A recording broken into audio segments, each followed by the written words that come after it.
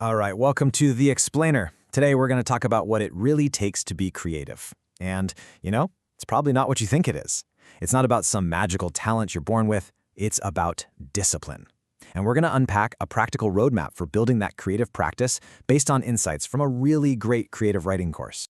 So let's get real for a second. Have you ever sat down, ready to create, and that little voice in your head whispers, do I really have the right stuff for this? That one question can stop you dead in your tracks before you even start. It's a killer.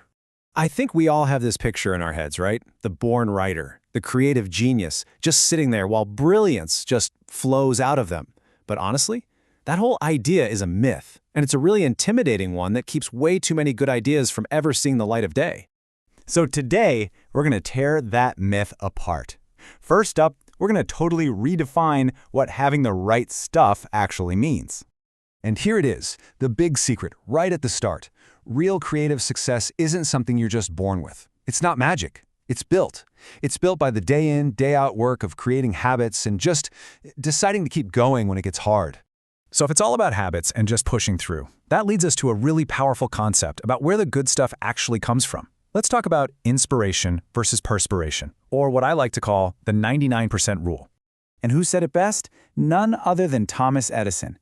He said innovation is 1% inspiration and 99% perspiration. That amazing flash of an idea you get, that's just the starting line. That 99%, that's the work. That's showing up when you don't feel like it. It's the grind. It's all the hours you pour in that turn that tiny 1% spark into something real. That's the part that matters. Our source material puts it another way, which I absolutely love.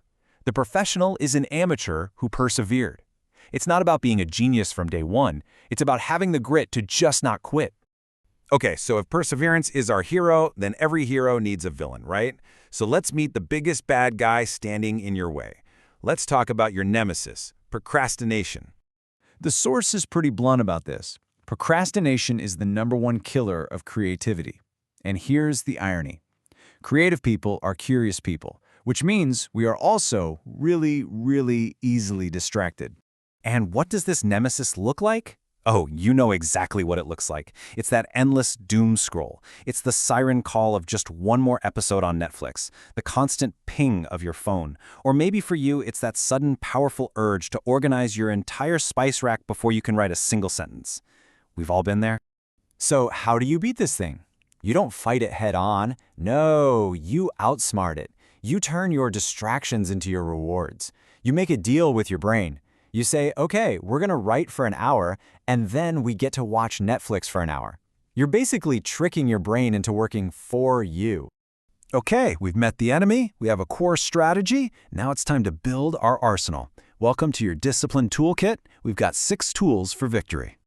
So here's our game plan. We're going to walk through 6 proven methods to build a creative habit that actually sticks. We'll talk about your space, your schedule, getting a buddy, rituals, and the whole mindset behind it. Let's jump in. First up, location. Virginia Woolf was totally onto something when she talked about needing a room of one's own. The modern version is just to find a spot, a chair, a desk, a corner that you use only for your creative work. It becomes a psychological trigger. The one big no-no? Your bed. Don't mix where you create with where you rest. It messes with both. Number 2, have a schedule. They say it takes about 21 days for a routine to start feeling automatic. But here's the key. Start small, like really small.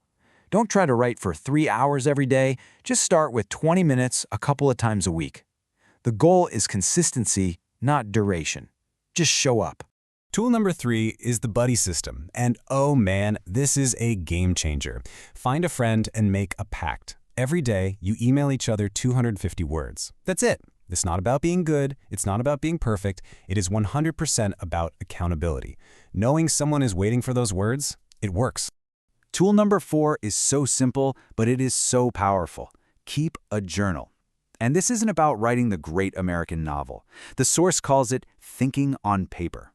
It's just a low-pressure way to get your thoughts out, collect ideas, and just get used to the physical act of writing every day, whether that's with a pen or on a keyboard. Tool number 5 is all about creating a ritual. Before you start to work, do something that signals a shift. Maybe you light a candle or make a special cup of coffee or just clear everything off your desk. These little actions tell your subconscious, okay, normal life is on pause, it's time to create now.